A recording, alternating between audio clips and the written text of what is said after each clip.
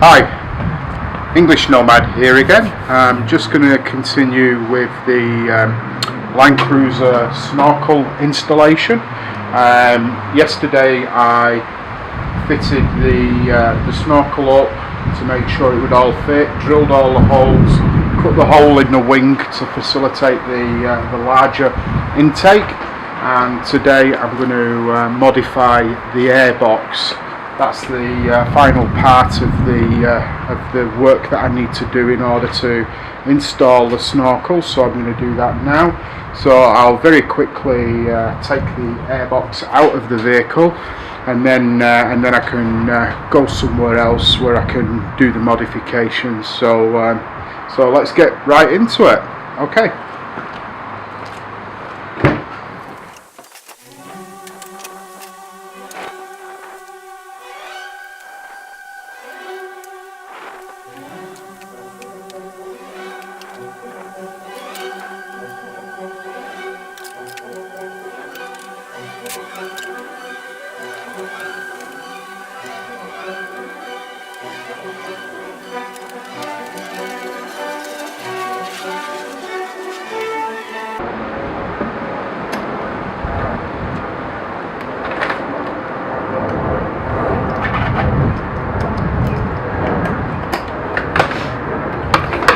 So there it is. That's the airbox. The modifications involve removing this here and flattening some of the surface on the underside here to facilitate a new hole that has to be cut in here, which will allow the new inlet pipe to fit on there. So I will get straight into it. Okay, you'll have to just excuse the wind. We're in the middle of some quite windy, stormy weather at the moment, and if I stop suddenly, it's because it started raining. So I'll get straight into it. I'm going to use the Dremel to cut this off here. I also need to remove some of the meat off these ribs, and I have to remove the ribs here as well, which will allow me to fit the new inlet section, which is this one here. And trying to get the orientation right. I think it goes on, as you can see, it goes on like that there. So yeah. Okay.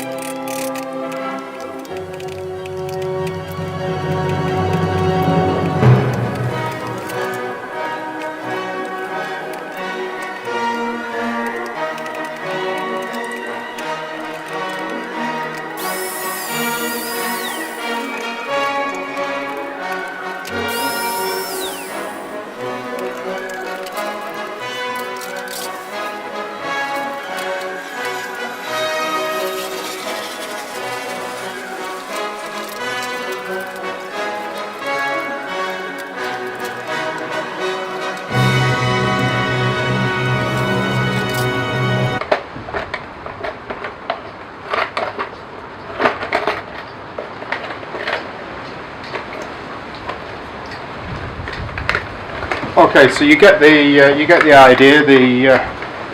The nozzle sits on there just like that. So now I've got to put some templates on here and then cut that hole bigger, and also drill the holes for fastening that to the airbox. So I'll do that next.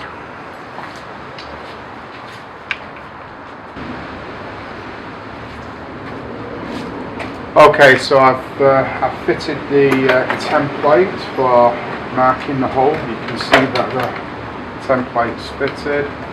I need to now just draw around this and mark the position of the cut, and also mark the position of the holes. And before I cut it, I'll just double check to make sure that it is the right place and everything's going to fit. Last thing I want to do is get to the point where I'm coming to install it and nothing lines up. So what I'll do is I'll mark everything and just make sure it all lines up.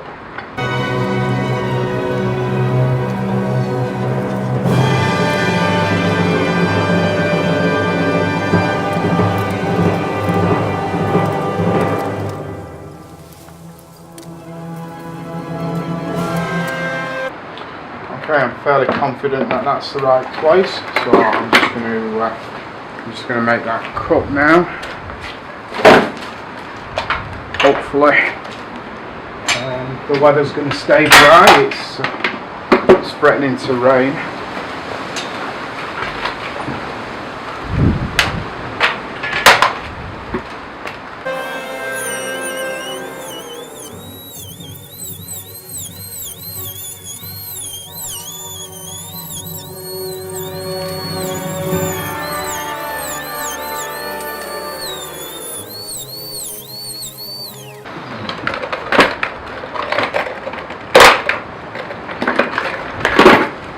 Okay, so that's out now. I'll just get a knife and trim that up a little bit and make it a bit cleaner.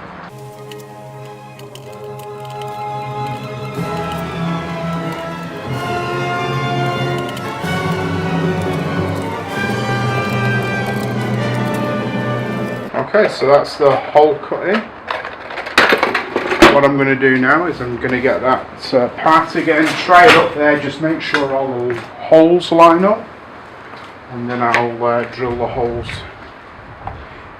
for this to be riveted on there.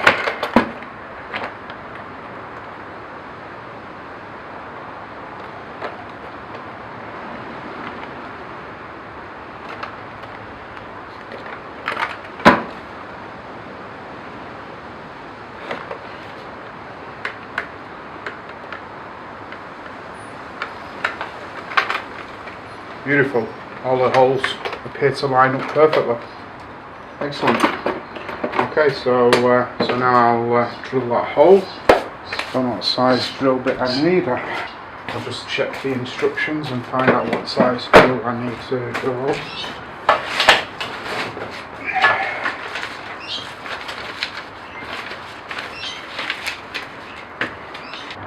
4mm.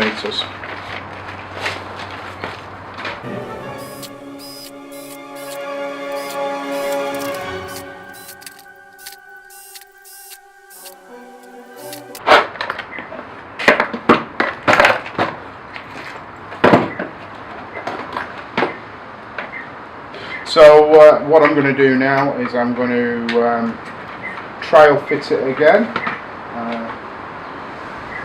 and then if everything looks tickety-boo, I'll apply some sealant. The instructions call for a product made by Sikaflex, or Sika. It's a Sikaflex product, so that's what I've got. I'll put a bead of sealant around here, and then offer it up, and I should be able to put in the rivets, and there's some reinforcing plates that get fitted as well. So these plates get fitted as well to stiffen the whole inlet in, to tie everything up and make everything secure. Okay.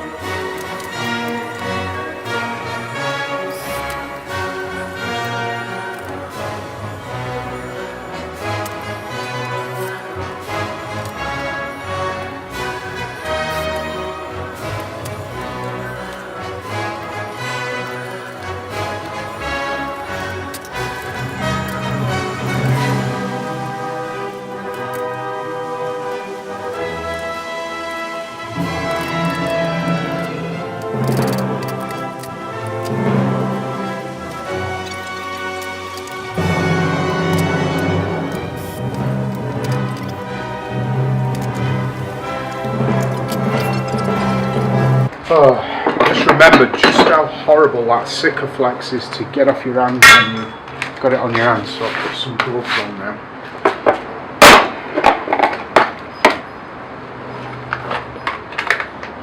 Now the instructions say start from the corner and work your way out. So I'm going to start with it here and see if we can get this all done.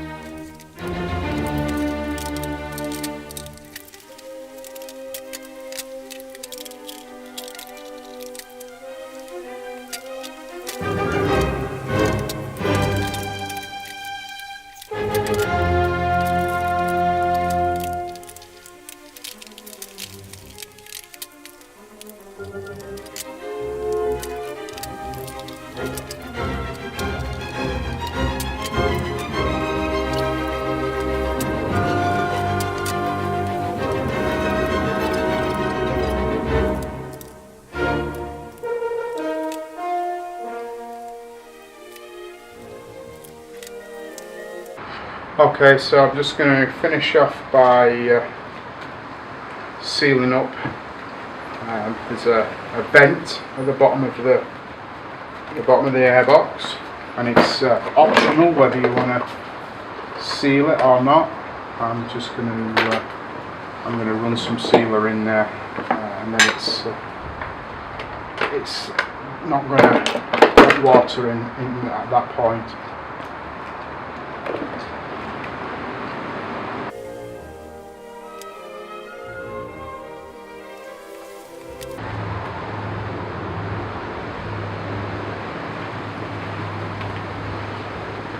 So I'm going to leave that overnight to set, and then tomorrow morning I will reinstall it back into the car. So I'll pick this video up tomorrow and finish off the installation,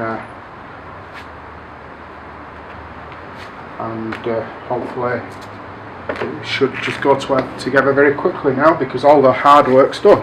Alright, hi. Back again. This is the day after the airbox modification earlier in this video.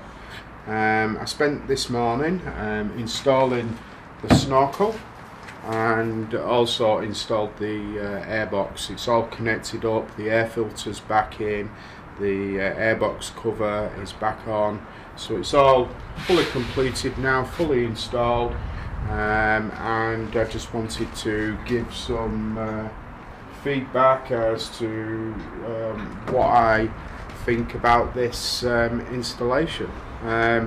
So quick product review. Very happy with the way the product looks. I'm fairly confident that it's going to function exactly as I envisage, in terms of improving airflow into the airbox, and also protecting the water from any water ingress at this area here, because there is no joins in the system at all until you get to where it joins to the airbox, and that's a really good connection. So installation review. I've installed several Safari snorkels. The last two I installed went in very easily. That was on an FJ Cruiser, and the last one was on a Toyota Hilux. I didn't have any problems at all installing them, but this is the Armax Snorkel, which is much bigger. It's got a larger diameter. Everything's just larger than the other model they do for this vehicle, and I think that's why that the airbox has to be modified, is to increase the size of the air intake that goes into the airbox. That creates an awful lot more work, so it is a lot more time consuming, and it's a lot more involved. You need more tools to do the job, and a little bit of confidence in your own ability to install it. And yeah, it's not for the faint-hearted if you've never done one before. The airbox itself wasn't a difficult job. I did rush through it, and I hope you don't believe I'm that sloppy all the time, but I wanted to produce this video in a relatively quick time scale, so I kind of pushed through as quickly as possible to get the job done. As for the actual snorkel itself, I did have a few issues there with the fixing it. Now, Safari, in their wisdom, have put 6 bolts in the snorkel, and that necessitates drilling 6 holes in the wing. And so I did exactly as it said in the instructions, and when I came to install it, with the airbox out of the vehicle, there's an access hole here which allows you to access the lights, but also allows you to get up inside the wing. I was able to put the nut and washer here.